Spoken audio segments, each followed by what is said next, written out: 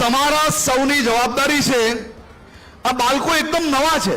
તમારા ઘરમાં તમારા પોતાના દીકરા દીકરી જોડે જે પ્રકારે વર્તાવ કરો છો એ જ પ્રકારે મારા ભિક્ષાવૃત્તિમાંથી મુક્ત થયેલા બાળકો જોડે વર્તાવ તમે કરજો। થોડો ભોગ આપવો પડશે, તમારે સૌ લોકોએ થોડી મહેનત કરવી પડશે। આખો વિડીયો જોતા પહેલા હજુ પણ અમારી ચેનલને સબસ્ક્રાઇબ નથી કરી તો યુટ્યુબ પર સબસ્ક્રાઇબ કરો અને ફેસબુક અને ઇન્સ્ટાગ્રામ પર ફોલો કરો। અમદાવાદ શહેરની અંદર ભિક્ષાવૃત્તિમાંથી બચાવેલા બાળકો માટે વિશેષ શાળા પ્રવેશોત્સવનું આયોજન કરવામાં આવ્યું હતું।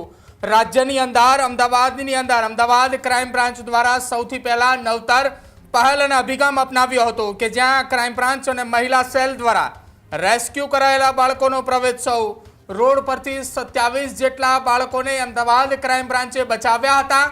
આ સાથે જ નાયબ મુખ્યમંત્રી હર્ષ સંઘવીએ આ તમામ બાળકોને શાળા પ્રવેશોત્સવ કરાવ્યો અને શાળામાં એડમિશન અપાવ્યા। વધુમાં વધુ બાળકોએ શાળા પ્રવેશોત્સવની અંદર જોડાય તે માટેનો નવતર અભિગમ છે। વધુમાં વધુ બાળકો જોડાય તે ધ્યેય સાથે સરકારી શાળામાં ભણતા બાળકોનો વિશ્વાસ અવ્વલ જ હોવો જોઈએ તેવી વાત નાયબ મુખ્યમંત્રી હર્ષ સંઘવીએ કરી છે। અહીંયા હાજર બાળકોમાંથી કોઈ બાળક અધિકારી બનશે અને આજના બાળકોએ દેશનો ભવિષ્ય હોવાની વાત નાયબ મુખ્યમંત્રીએ કરી છે। દરેક બાળકને શિક્ષણ મળે તે સરકારનો મુખ્ય હેતુ છે। હર્ષ સંઘવીએ અમદાવાદ પોલીસને અભિનંદન પાઠવ્યા કે આ બાળકો વતી હું અમદાવાદ પોલીસનો આભાર માનું છું। હું અમદાવાદ પોલીસને દિલથી સલામી પણ આપું છું કે અમદાવાદમાં ભિક્ષાવૃત્તિ કરતા બાળકો માટે વિશેષ પ્રવેશોત્સવ કરાવ્યો। નાયબ મુખ્યમંત્રી હર્ષ સંઘવીએ સરકારી શાળકોના એ શિક્ષકોને ટકોર પણ કરી છે। જીવન સુધારવાની તક આપી હોવાની પણ વાત એ અમદાવાદના સરકારી શાળાના શિક્ષકોને કરી છે। શું કહ્યું અમદાવાદના એ ભિક્ષાવૃત્તિ કરતા બાળકોને અમદાવાદ ક્રાઇમ બ્રાન્ચ અને મહિલા સેલે બચાવ્યા બાદ નાયબ મુખ્યમંત્રીએ શાળા પ્રવેશોત્સવ કરાવ્યા તેને લઈને બધા ટીચરો શાંત થઈ જાય એટલે બાળકો શાંત જ થઈ જશે, ચિંતા ના કરો। ચાલો બધા જ બાળકો આપણે એક સાથે 3 તાલીઓ વગાડશો મારી જોડે। એમ નહીં, સ્કૂલમાં કઈ રીતે વગાડાવે તાલી?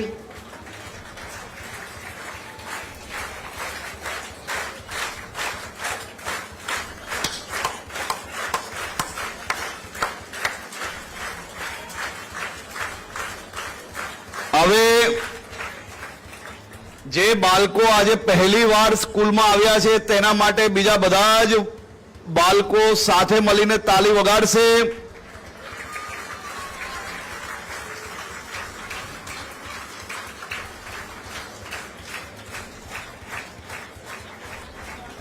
ખૂબ સરસ। શાળા પ્રવેશ ઉત્સવ 2026ના થલતેજની શાળા નંબર 1 અને 2 માં શાળા પ્રવેશ ઉત્સવમાં આપણી સૌની વચ્ચે ઉપસ્થિત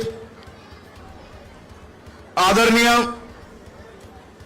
શ્રી GS મલિક, શ્રી બાંછાનિધિ પાની, શ્રી પ્રેરકભાઈ શાહ, શ્રી કમલેશભાઈ પટેલ, શ્રી MA પીપરાની, શ્રીમતી હેતલબેન અને અહીં ઉપસ્થિત મારા સૌ સાથીઓ, સ્કૂલના શિક્ષકો, વાલીઓ અને બાળકો, આજે પહેલી વાર જે બાળકો આ સ્કૂલમાં આવ્યા છે, અહીંયા બેઠેલા સૌ વાલીઓ, તમે અનેક વાર એવા દ્રશ્ય જોયા હશે કે મોટી મોટી સ્કૂલોમાં વહેલી સવારે મોટી AC બસોમાં જ્યારે બાળકો પહેલી વાર શાળા તરફ જાય ને એટલે મોટા ભાગના બાળકોને રડતા જોયા હશે। પરંતુ આ તો મોદી સાહેબનો કમાલ છે કે આપણી સરકારી શાળામાં બાળકો પહેલી વાર ભણવા આવે એટલે શાળા પ્રવેશ ઉત્સવનો મહોત્સવ બનાવતા હસતા હસતા રમતા રમતા આપણી આ સ્કૂલ તરફ પહોંચે અને આટલો મોટો ઉત્સવ બને। અહીંયા બેઠેલા આખા રાજ્ય અને શહેરનું સંચાલન કરતા લોકો એ આ બાળકો જોડે બેસીને એનું ઉજ્જવલ ભવિષ્યનું નિર્માણ કરવા માટે આ કામગીરીને આગળ વધારે, તેનું નામ છે શાળા પ્રવેશ ઉત્સવ. અને મારી આ સરકારી શાળામાં બનતા બાળકો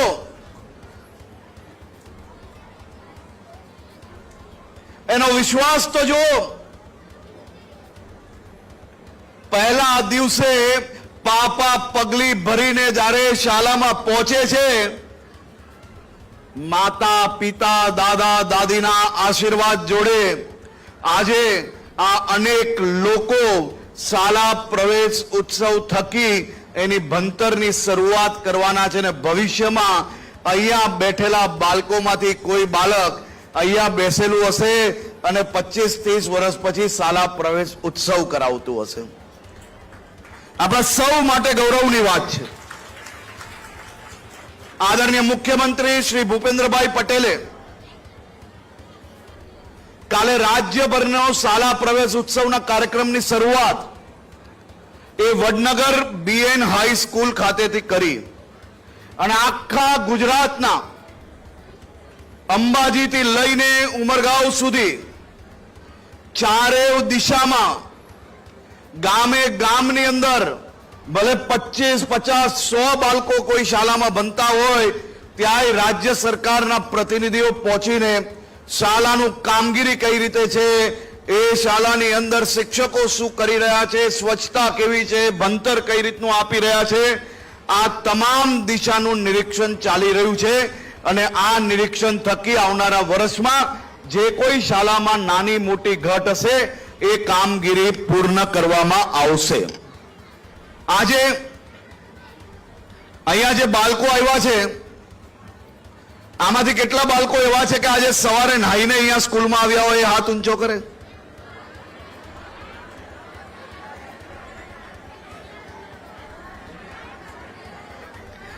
આ દરરોજ નાહીને સ્કૂલમાં આવતા લોકો હાથ ઊંચો કરે. અને દરરોજ વહેલી સવારે સ્કૂલમાં જવા માટે તમે ઊંઘમાંથી ઉઠતા ના હો અને નાવાનું બાકી છે તો કોના માતા પિતા બાળકોને ઉઠાડવા માટે દરરોજ સવારે તમને લોકોને હેરાન કરે? અને કોણ જાતે જાગીને નાહીને સ્કૂલના ટાઈમ પર સ્કૂલ તરફ પહોંચે?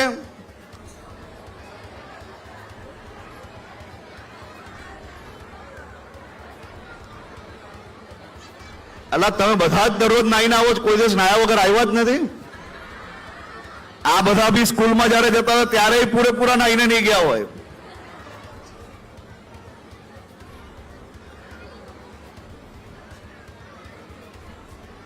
कपूर साहब आपके तो बाल नहीं है इसलिए चिंता नहीं है.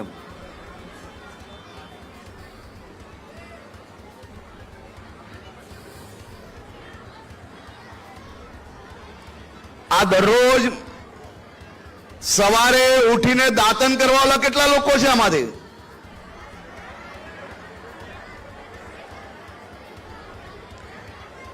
આ તમારા વાલીઓ ત્યાં હસે છે એનો મતલબ કોઈ ને કોઈ ખોટા હાથ ઊંચા કરો છો. અને ઘરે માતા પિતા દબાણ કરે દાંતન માટે એવા કેટલા લોકો છે? અને દરરોજ વહેલી સવારે જાગીને દાંતન કરવાનો કંટાળો આવતો હોય એવા કેટલા લોકો છે?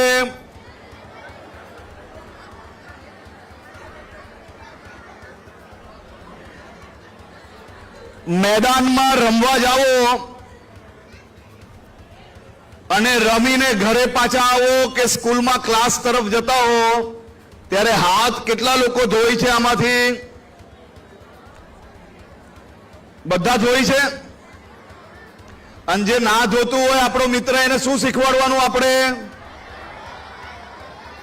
અને આજે નવા બાળકો આજે શાળામાં પ્રવેશ લઈ રહ્યા છે તે લોકોને બધા જ મોટા વિદ્યાર્થીઓ શીખવાડશે કે નહીં? પાક્કું? અને વહેલી સવારે ઘરેથી નીકળો અને ઘરે પરત ફરતી વખતે વેફરનું પડીકું હોય કે બિસ્કિટ હોય કે ચોકલેટ હોય તો એ ખાઈને આ પડીકું રોડ પર ફેંકવા વાળા કેટલા લોકો?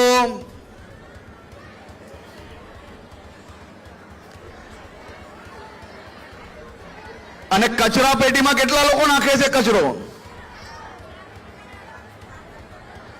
અને તમારામાંથી કેટલા લોકો એવા છે કે જે તમારા માતા પિતા શાકભાજી છોલીને સમારીને કે બીજો કચરો બહાર રોડ પર ફેંકતા હોય તો તમે રોકીને એમ કહો કે કચરા પેટીમાં નાખો? એવા વિદ્યાર્થીઓ કેટલા છે? બધા રોકો છો?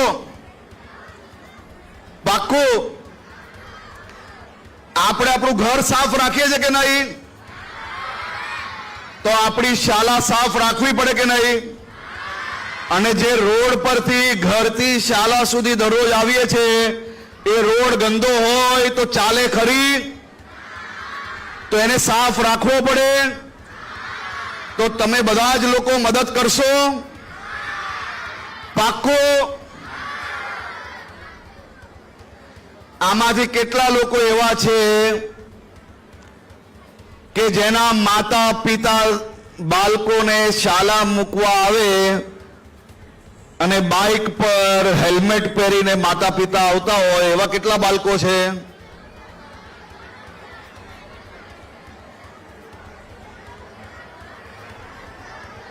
આમાંથી કેટલા બાળકો એવા છે કે જેને પોતાના માતા પિતા જોડે પ્રેમ છે, લાગણી છે? હાથ ઊંચો કરે. તમને તમારા માતા પિતા સુરક્ષિત જોઈએ છે કે નહીં? આ જીવન એમની લાગણી અને પ્રેમ જોઈએ છે કે નહીં? તો માતા પિતા સવારે કામ પર ઘરેથી નીકળે અને બાઇક એક્ટિવા પર નીકળતા હોય તો એમને હેલ્મેટ પહેરાવીને મોકલશો કે નહીં? જો 2-5 મિનિટની જલ્દી અને 2-5 મિનિટનો સમય બચાવવા માટે તમારા માતા પિતાને કંઈ થશે તો તમને પોસાશે? તો જો માતા પિતા હેલ્મેટ પહેર્યા વગર ઘરની બહાર નીકળે તો દરવાજે પલોઠી મારીને આપણે બેસી જશો? અને પલોઠી મારીને શું કહેશો? શું કહેશો? હેલ્મેટ પહેરો.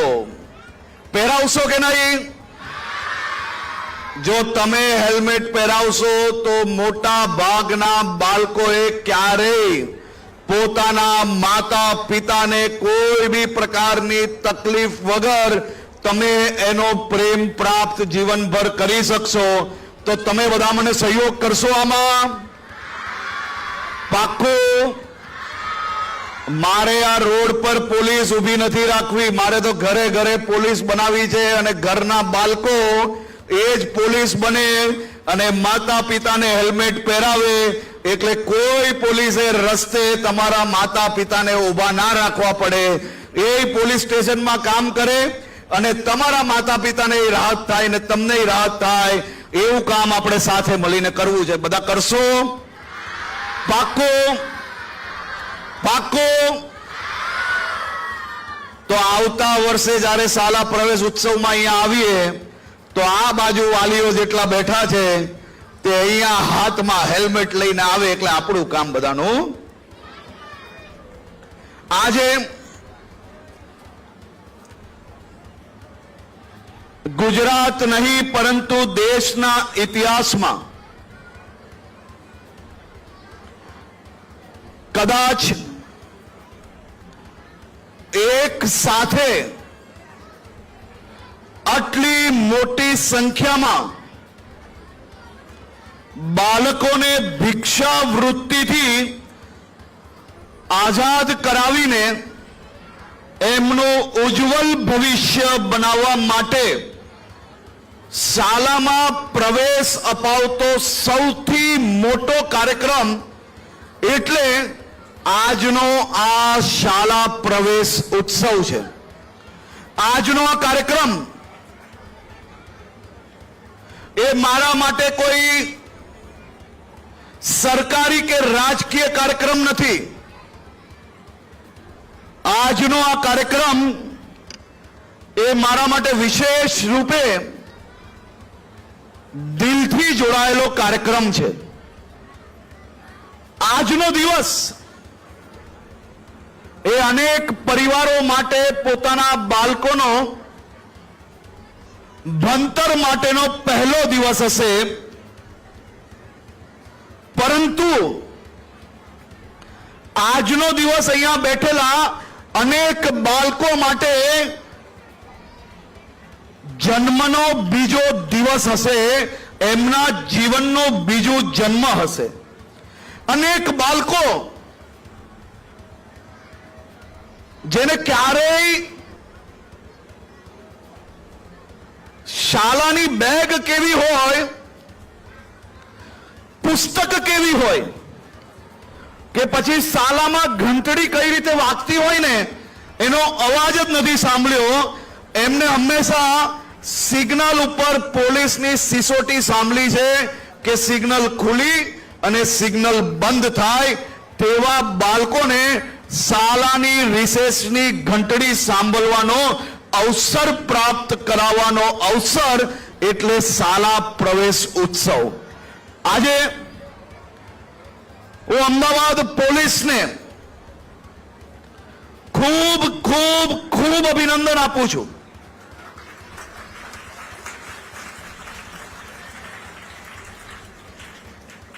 અને આ બાળકોના વતી હું તમારો આભાર માનું છું. આ બાળકોની આંખોમાં કંઈક સારું કરી છૂટવા માટેની ભાવના નજરે પડે છે.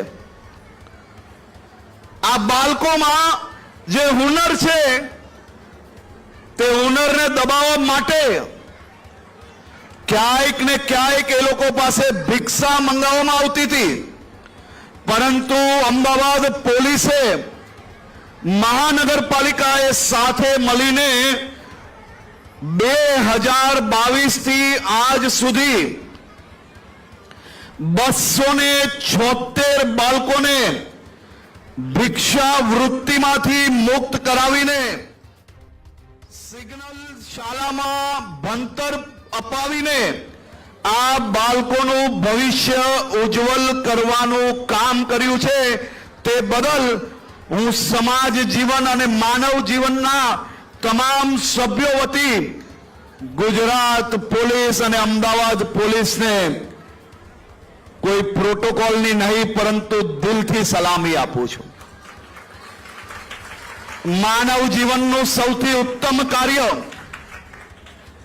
કે ભિક્ષા વૃત્તિમાંથી માત્ર મુક્ત કરાવવા પૂરતું જ નહીં, પરંતુ અમદાવાદ મહાનગરપાલિકા, ગુજરાત સરકાર બધાને સાથે લઈને આ બાળકોનું ભણતર બરાબર ચાલે છે કે નહીં, પોલીસની ગાડી સ્કૂલ સુધી પહોંચીને ગુનેગારોને પકડવાની બદલે ભિક્ષા વૃત્તિમાંથી મુક્ત કરાવેલા બાળકોને ભણતર બરાબર મળે છે કે નહીં, એ બાળકોને કોઈ હેરાનગતિ છે કે નહીં, એ અમારી AHTUની ટીમ એમના વાલી બનીને સ્કૂલમાં પહોંચે છે.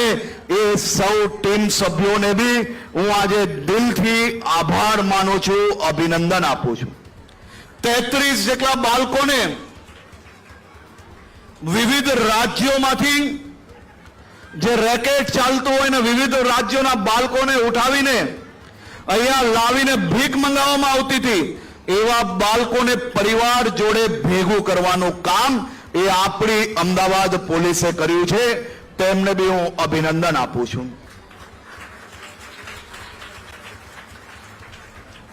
આજનો આ કાર્યક્રમ એ વિશેષ રૂપે દેશભરના દરેક રાજ્યોને, દરેક મહાનગરોને એ ખૂબ મોટી પ્રેરણા પૂરી પાડી શકશે કે કયા પ્રકારે બાળકોને ભિક્ષા વૃત્તિમાંથી બહાર લાવી શકાય, એ બાળકોને સારું જીવન આપી શકાય, એ બાળકોનું ભવિષ્ય ઉજ્જવલ થઈ શકે અને રાજ્યમાંથી પકડાયેલી ગેંગોને નેશનલ કનેક્શન કેટલા હોય તે શોધવામાં બી અમદાવાદ પોલીસને ખૂબ મોટી સફળતા પ્રાપ્ત થઈ છે. મારી આજે સરકારી શાળાના સૌ શિક્ષકોને એક વિનંતી છે.